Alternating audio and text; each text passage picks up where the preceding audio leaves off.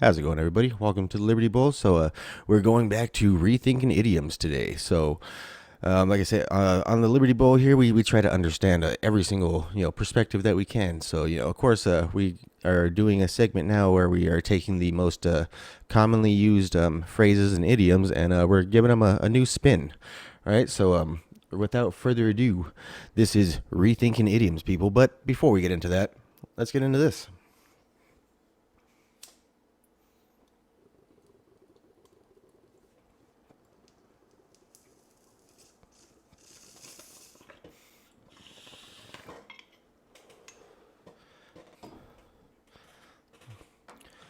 Alrighty, good shit.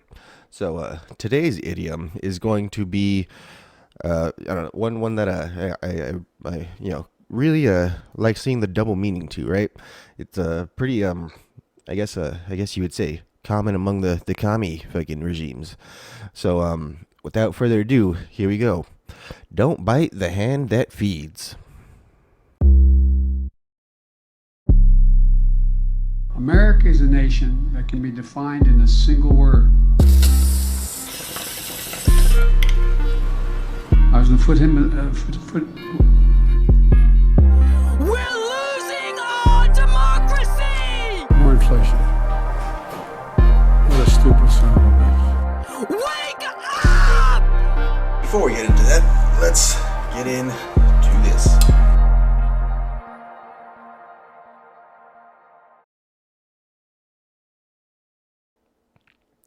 All right, so don't bite the hand that feeds. I guess it's a pretty good saying to have, right? I guess it does imply a bit of dependence, though, doesn't it? That's why I say it seems like something that would be fairly commonly used among communist regimes, right? That's why they don't like dissenting voices. That's why they don't like protests. That's why we're seeing everything going on in these places like China and stuff like that right now. This is when the House of Cards started crumbling and the news about contagions spread across the world. The debt burden continues to weigh on China's Evergrande Group. China's top. And see, also we're seeing with all these green deals and stuff like that, in places like Sri Lanka and the Netherlands and soon to be Canada. Today, we are talking about Justin Trudeau's Canadian ban on fertilizer. Now, this is a toonie. This is my opinion. I might swear a little bit. To be honest, my voice is kind of giving out on me some, so we're going to keep this short. But let's go. Now, first things first, folks, to be perfectly transparent, no matter what you're hearing, in Canada, this is not a ban or a mandated reduction in fertilizer like what we're seeing in the Netherlands. Yet.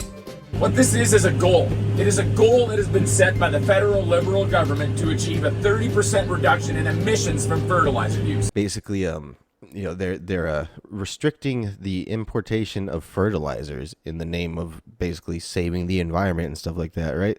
And essentially, so it was back in, I believe, June of 2021 that they stopped importing them into Sri Lanka, and now here we are in July of 2022, and the government's been overthrown because the people started starving to death. Fuel, we wait in line for 8, 20, 40 hours just to get some fuel. For gas, people wait in line even further. For medicine, if I get bitten by a dog with rabies, I will die. That's how far we've come as a country because we don't have the injections for it. That's how much we are affected. We are a country with so many resources, but the mismanagement and the sort of corruption that was there stole them all away from us. Right. So we're seeing this happen all over the place, right? So don't bite the hand that feeds you, right? So when the hand that feeds you is the same hand that has tied your hands behind your back to prevent you from being able to feed yourself, well, I would say at that point it's about time to start biting, wouldn't you? I mean, you could kind of relate it to the other one. Why does the caged bird sing? Well, why does the caged bird sing? Because the caged bird, whether he was ever free or not, in his spirit, at one point remembers a time when it was free. And I believe that's what we're seeing all over the world right now. And basically with all these protests that are overthrowing governments, like I say, all over the damn world right now, it's we're really seeing the fighting spirit of the human being, basically the individual that simply just wants to survive, right?